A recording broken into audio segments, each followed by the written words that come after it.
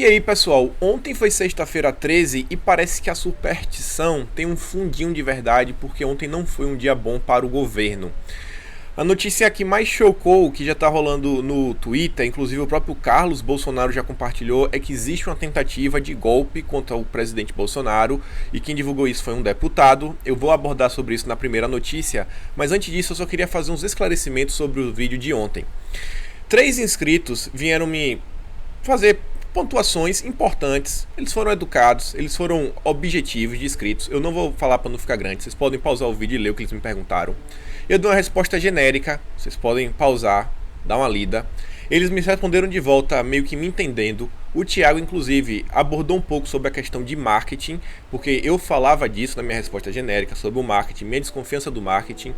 Podem pausar, a resposta do Thiago é grande, mas tem coisa interessante. E continua aí. E só para falar qual é a minha preocupação com esse curso de saúde. Como eu vi dando Moura no YouTube há anos, sempre vendendo coisas, promovendo todos os cursos deles incessantemente, Masterclass, Mestre do Capitalismo, Optimus Prime, curso de inglês, espanhol, por aí vai. Quando eu vejo um curso que ele não está fazendo o mesmo, junto com o período que Nando Moura está fazendo, é uma coisa que me preocupa. E por quê? Porque quando a gente fala de estética, estética impacta demais e às vezes isso daí trabalha com o psicológico das pessoas. Às vezes as pessoas realmente têm um trauma sobre estão magras demais, estão gordas demais e acabam investindo e acreditando demais em certas coisas. E aí quando um cara que tem condição financeira, que vai ter tempo de treinar, de fazer tudo, faz um projeto e consegue um resultado, e aí fala que esse aqui meio que é o resultado, às vezes as pessoas falam assim, não, eu vou fazer isso, eu vou conseguir esse resultado. Às vezes elas podem se frustrar, às vezes elas podem começar a ter certos problemas, não ter. E, por exemplo, esse aqui inscrito, ele mostrou um problema que eu não acho que é a questão do vídeo, eu não acho que Sardinha incentiva o uso de nenhuma substância, mas o que ele falou foi assim, ó, quando ele estava na época da adolescência, ele se deixou levar e por causa de substâncias, ele quase perdeu um braço. Por quê? Porque adolescente é assim. Eu, quando era adolescente, eu sou um cara bem alto, eu tenho 1,90 m, eu tinha 63 quilos. Eu me achava um cara extremamente magro e isso até me incomodava bastante. Se alguém chegasse pra mim, pô, eu tenho uma fórmula aqui, você nunca conseguiu ganhar peso, eu vou te ensinar. Então esse é um dos medos que eu tenho, sabe? Quando você trata de estética, de beleza, isso tem os impactos assim muito grandes. Quem já foi muito magro, muito gordo, não é satisfeito com o próprio corpo, eu acho que vai me entender. E só quero falar também que eu botei a imagem, eu dou coração basicamente para todo mundo do canal. Quando eu dou coração no seu comentário, significa que eu li o seu comentário. Então eu li, eu dou coração. Não é só porque eu amei o seu comentário ou coisa assim do gênero. Eu dou coração sempre. Assim, eu falo, ó, velho, pra falar assim, ó, eu li o seu comentário. Eu consegui ler, eu tive tempo, eu tento ler o comentário de todo mundo. E quando são perguntas e coisas assim, eu realmente tento responder. Então vamos começar o vídeo de hoje, que a coisa é séria. Essa daqui é uma matéria que foi publicada no Estudos Nacionais, que tem um resumo assim bem básico, não é uma coisa simples. Se vocês quiserem saber, é uma coisa muito grave. Esse deputado, o deputado Ottoni de Paula, ele deu uma entrevista completa para o Terça Livre. Vocês vão lá e vocês vão ouvir da própria boca dele. Mas em síntese, aparentemente existe uma trama do Witzel para criminalizar Bolsonaro e envolver Bolsonaro no caso Marielle. E aí, segundo o deputado, o Wilson Witzel, o governador, estaria por trás, e também o Felipe Santa Cruz, que é o presidente da OAB. Aí ele continua falando que o Santa Cruz havia declarado nesta semana que não há dúvidas sobre o envolvimento do presidente com o caso Marielle, que é uma afirmação assim meio pesada. E aí o deputado, né, Ottoni de Paula, ele declarou que está sendo tramada uma pauta para ser publicada neste final de semana, provavelmente no programa Fantástico da Rede Globo, com a narrativa forjada em que 2 milicianos estão em diálogo telefônico, no qual esses milicianos, né, eles vão citar o nome do presidente ou de seu filho Carlos Bolsonaro, onde haveria provas de que a família estaria envolvida no caso. E, inclusive, o próprio Carlos Bolsonaro divulgou no perfil oficial dele. Então isso aqui é uma questão que eu acho que vocês deveriam checar o vídeo, o do Terça Livre e o do Carlos. Eu não tenho como trazer a informação aqui inteira porque é muita coisa que o cara falou. Ele falou muita coisa, é demorado e por aí vai. Isso aqui é a síntese, tá rolando isso daí e se isso for verdade é algo muito sério. Ainda falando um pouco assim sobre Bolsonaro, né, não é tão envolvido com Bolsonaro, mas tem a ver com o governo. O hacker, não, um dos hackers, né, da questão da Lava Jato, que é o Luiz Molição, aparentemente ele trouxe 3 novos personagens para a trama. Um militante do PT ligado a Palocci, o que não seria difícil de acreditar, que tem alguém do PT envolvido.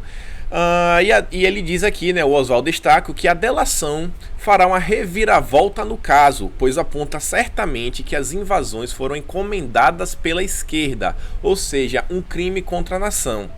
Só que, ao mesmo tempo que ele fala que pode existir essa questão que o crime foi encaminhado para a esquerda, a gente tem alguns sérios problemas. Por quê? O antagonista noticiou que o celular que o Luiz Molição entregou para a Polícia Federal, quando ele fechou a delação dele, as mensagens estavam apagadas. Então, vai ser meio complicado, né? E fala assim, eu quero o aparelho usado pelo grupo de hackers para se comunicar com Glenn.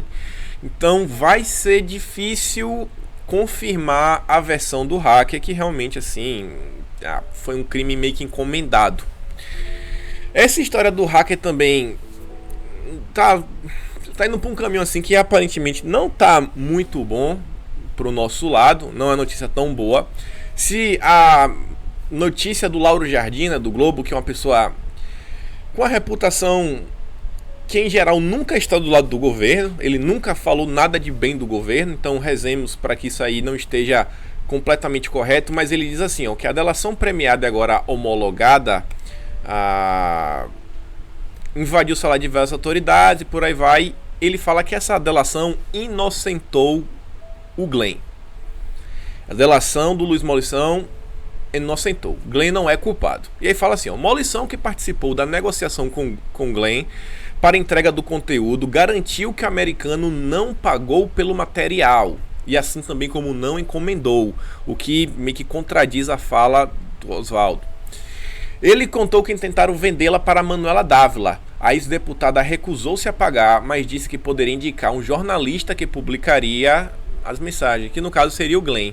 E aí o Walter Delgatti, ainda preso, já falou para a PF que o The Intercept não tinha pago nada, né? Isso aí é notícia velha, que não tinha pago nada. O Vermelho, né, já tinha avisado isso. Então, essa história do hack aí talvez não vá para o lado que a gente quer, talvez vá dar em pizza. E tem algumas outras preocupações a questão do hacker, que é uma reportagem agora da Veja, com as falas do Vermelho, que diz que hackers, aí 2 pontos, novas mensagens comprometem militares, ministros e até Bolsonaro. É uma reportagem grande, se vocês quiserem, o ideal seria que vocês fossem na Veja e lessem a reportagem, mas eu trouxe aqui uns recortes que seriam interessantes. Por quê? Porque podem trazer alguns comprometimentos. E o que seria isso? O Vermelho diz, abre aspas, vi um vídeo de um homem sendo executado. O rapaz gravou e enviou a imagem para o general. O Vermelho falou isso. Ele teve acesso aí às conversas com o Braga Neto, que é um general, e ele fala assim, ó. Quer dizer, a Veja primeiro perguntou para ele, não poderia ser uma dessas imagens de crime que circulam pelas redes sociais, tipo assim, alguém que matou alguém, compartilhando no WhatsApp? E aí o Vermelho fala, não. As imagens mostrariam que foi o próprio executor quem enviou a mensagem ao general, que teria reagido de maneira singular, repreendendo o subordinado não pela morte, mas por usar o celular durante a operação. O rapaz matou, gravou e enviou a imagem ao general. Ele instigou, abre aspas, usando o celular no combate, está ficando louco? Foi isso que eu vi, garantiu. Isso aí é o que o Vermelho diz. Se é verdade ou não, a gente não sabe, mas sendo que é contra um general, isso daí é munição para a esquerda falar que a gente não respeita os direitos humanos, que a polícia mata, sabe? Todas aquelas histórias que vocês já sabem. Então isso aqui pode cair contra as pautas de segurança do governo, né? Inclusive, como por exemplo, o excludente de licitude, para falar aqui ó, como são as ações. Outra fala que ele diz que também pode cair mal, mas não contra o governo, mas sim, na verdade, pode servir de munição para a esquerda. Abre aspas, a ministra estava num grupo falando da morte do neto do Lula. E aqui ele diz, né? Abre aspas para o Vermelho. Eu tive acesso às mensagens da Carmen Lúcia. A ministra estava num grupo falando sobre a morte do neto de Lula, fecha aspas. Diz o hacker que considerou o comentário impróprio. Procurada, a ministra não se manifestou. Ele falou que é impróprio. A esquerda pode se aproveitar disso aí para falar aqui, ó, o STF, vocês estão falando que o STF quer soltar Lula, mas na verdade o STF não tá nem aí pra Lula. Olha aí o reflexo da Carmen Lúcia. Ela tava falando mal do neto de Lula que havia morrido. Vocês percebem o tipo de munição que vocês já podem ficar esperados aí para os próximos dias? Não duvidem de nada que a esquerda pode fazer. E ainda vai além também, tiveram fala sobre os filhos de Bolsonaro, abre aspas para o Vermelho. Eu tive acesso ao Telegram deles. E aí o Vermelho diz, né, ele fez campanha pro Bolsonaro e depois se arrependeu. Ele disse que ele era apoiador de Bolsonaro. Ó, que coisa ruim também. Ele tá tentando falar que ele era apoiador de Bolsonaro. Ele quer que já que ele tá caindo, ele quer cair atirando. Já viu essa expressão? É isso que o hacker quer fazer. E aqui, ó, o que diz: 2 celulares do presidente foram alvo de ataque, mas como Bolsonaro não utilizava o aplicativo, não havia nenhum conteúdo disponível. Ou seja, Bolsonaro não tem nada contra Bolsonaro em si. Mas qual é o problema?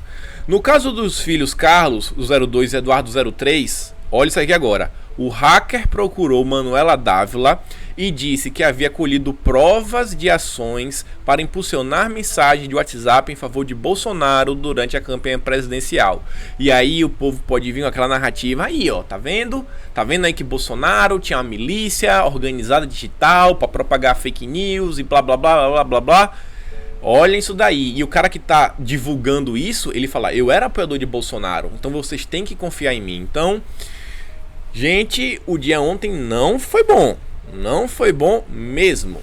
Outra matéria bem ruim sobre... Não é matéria bem ruim não, mais uma matéria ruim da grande mídia, né? Uma matéria da Exame, escrita pelo Joel Pinheiro, que diz assim, ó: o perigo do sucesso econômico de Bolsonaro. E ele fala: é difícil competir com dinheiro no bolso. Assim, se a recuperação econômica ganhar tração, como tem parecido, Bolsonaro pode contar com maior boa vontade da população.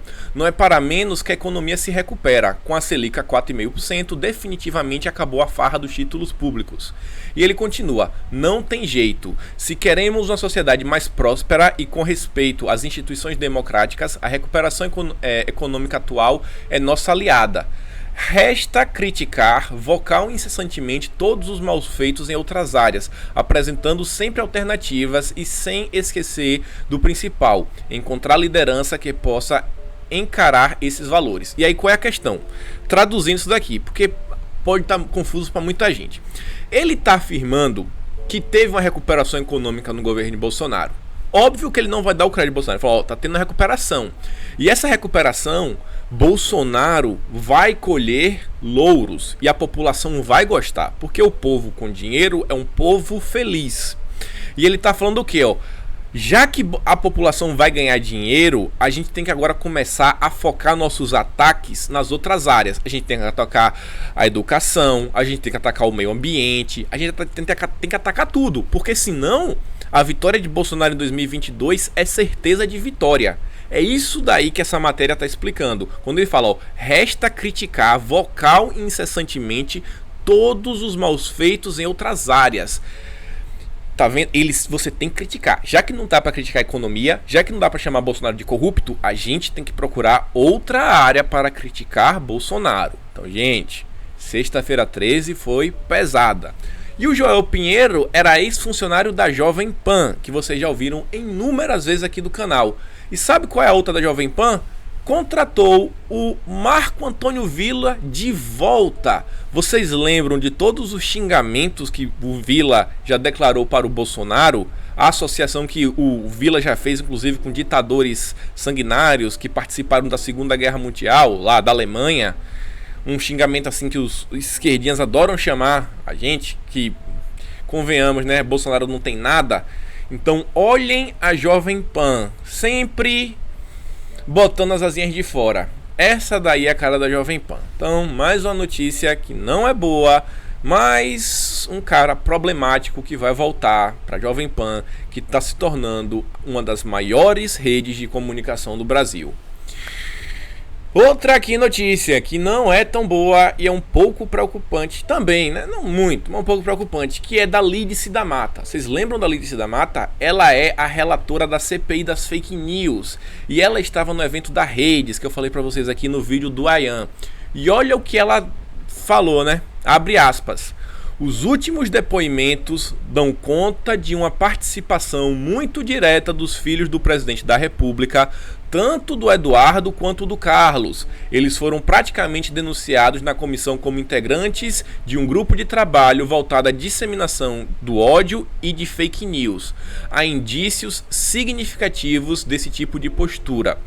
Do próprio presidente não há nenhuma comprovação, embora seja difícil acreditar que tudo isso tenha se passado numa campanha de alguém sem que esse alguém tenha tido conhecimento de nada, principalmente do papel dos seus filhos nesse processo.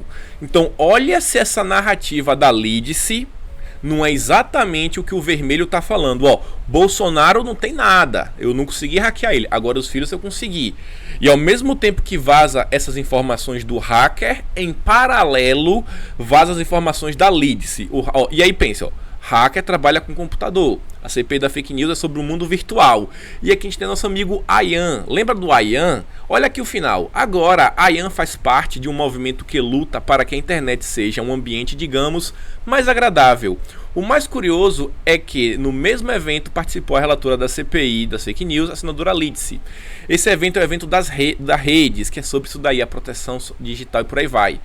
Lembrem quem é Ayan, lembrem que Ayan e o MBL foram denunciados por uma rede de fake news, que ele é da área de coisa, ele já teve empresas de marketing digital com o pessoal da MBL. Então olha tudo que vem acontecendo na sexta-feira, olha o ritmo que o país terminou a semana, e não termina. Aqui agora vai vir uma notícia que eu não vou dar notícia para vocês, não vou dar, eu só vou falar o que está acontecendo nas redes sociais. Por quê?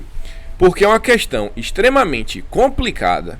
Eu já parei para ler, eu ainda não tenho uma resposta final. Inúmeras pessoas estão dando contribuições para o entendimento do caso, mas nem o presidente, nem os filhos do presidente, nem o ministro se comunicaram. Então eu não vou julgar nem ponto final. Mas o que é que está acontecendo? Aparentemente está tendo uns certos problemas com a TV Escola, que é uma TV do governo. Isso daí meio que está servindo de estopim para uma grande discussão, não da esquerda nem nada, mas de pessoas da direita e que inclusive sempre estiveram apoiando o Bolsonaro.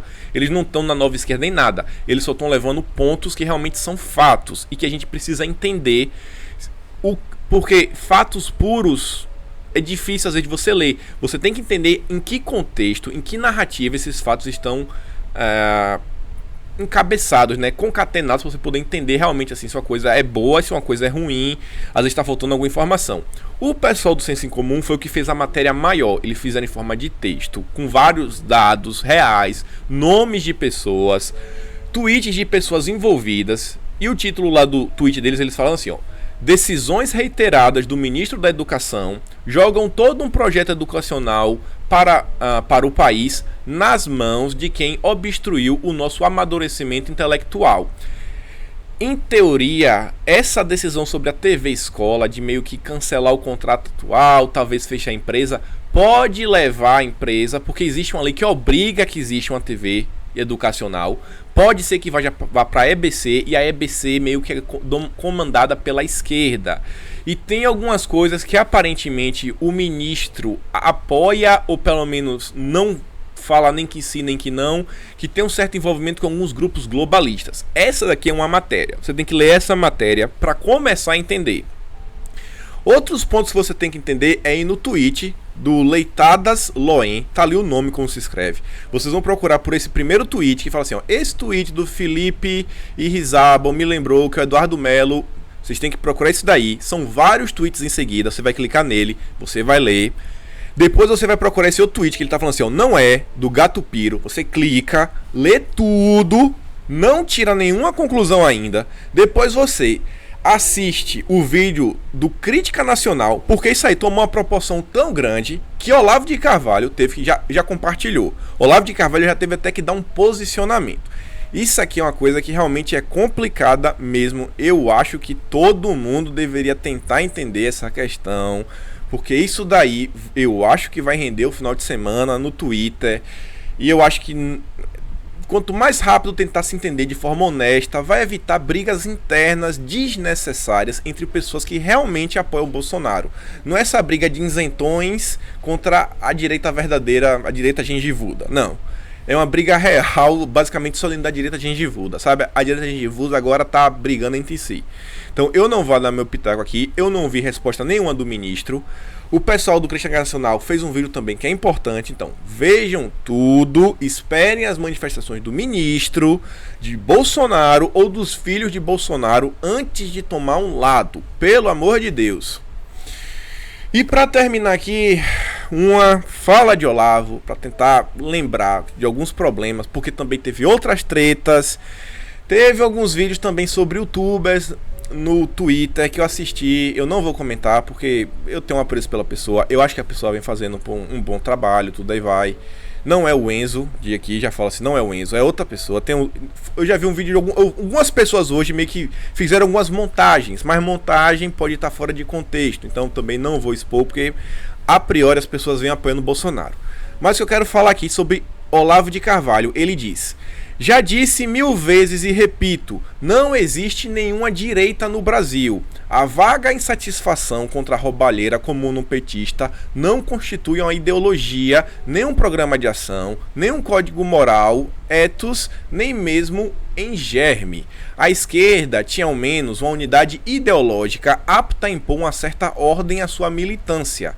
A eleição de um presidente desprovido de apoio militante organizado despertou todas as ambições anárquicas mais mesquinhas e criminosas entre aqueles que na vitória dele nada viram senão a chance da sua própria ascensão. Lobostões, Pepas, Witzels, Aimeuanos, Catapirocas não faltarão.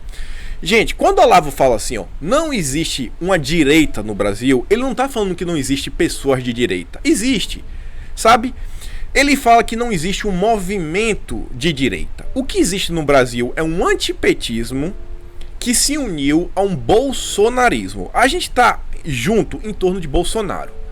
Mas se você entra na discussão, começa a perguntar o que é ser conservador, o que é que você entende como direita, quais são os valores que você defende, quais são as ideologias que você tem para defender sobre políticas econômicas e por aí vai, a maior parte das pessoas não sabe nem por onde começar. A gente não tem um grupo que fala, ó, a gente vai seguir por esse caminho aqui e vai continuar. Eu quero fazer aqui, eu tô planejando, porque eu quero fazer de uma forma assim mais profissional. Eu quero só criar assim uma imagem, basicamente com as 6 pautas, pra gente tentar defender que seja um pouco mais a longo prazo, como por exemplo, militar pela campanha de Bolsonaro em 2022. Isso aí é uma coisa que eu acho que todo mundo concordaria. Vamos apoiar Bolsonaro já para a campanha de 2022, vamos começar. Outra pauta que eu penso em colocar é assim: você já sabe em quem votar? Não. Então vá atrás de um candidato. Se você, outro caso, você já tem alguém para votar em 2020? Já tenho. Então, já que você já tem, então já comece a militar pelo seu candidato. Já comece a falar para seus amigos, porque a eleição tá vindo. E se você acha que o seu candidato é bom, é honesto, é alguém que pode contribuir para sua cidade, então já comece a militar por ele, sabe? Descruze os braços, faça alguma coisa.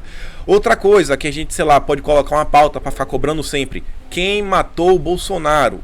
Então, a gente tá num ramo que a direita extremamente desorganizado, que a gente está basicamente lidando só com pautas que a mídia que pauta. A mídia vai lá e pauta, fala, ó, o ministro tá para ser exonerado, tá para ser demitido. Aí lá vai a gente, não, vamos defender o ministro, blá blá blá blá blá.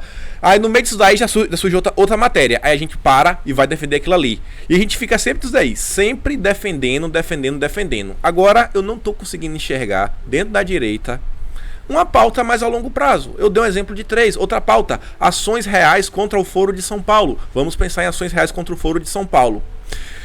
Mas é isso. Antes de terminar o vídeo, eu tentei procurar algo bom para mostrar dessa sexta-feira 13. Eu achei, é uma fala de Bolsonaro para mostrar que em Bolsonaro a gente ainda pode contar e que Bolsonaro se preocupa com o povo, que é sobre a questão dos radares. E eu vou mostrar aqui para vocês o videozinho do nosso grande presidente, a quem eu tanto aprecio. Prestem atenção na fala dele. Presidente, o senhor anunciou mais cedo o fim do uso de radares móveis nas rodovias.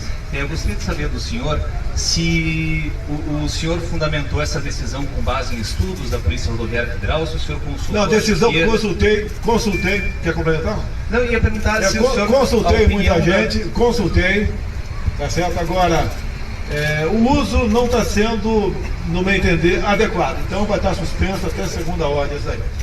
Chega de estudiosos e especialistas, né? Só fazem assaltar o contribuinte. Estou tentando acabar com os radares fixos também, mas estou com um problema na justiça. E eu quero dar liberdade para o povo. E aquele que se excede, a Polícia Rodoviária pode pará-lo sim e aplicar a multa que ele merece. Mas não ficar usando isso como caça-níquel no Brasil. E o que depender de mim, isso vai acabar.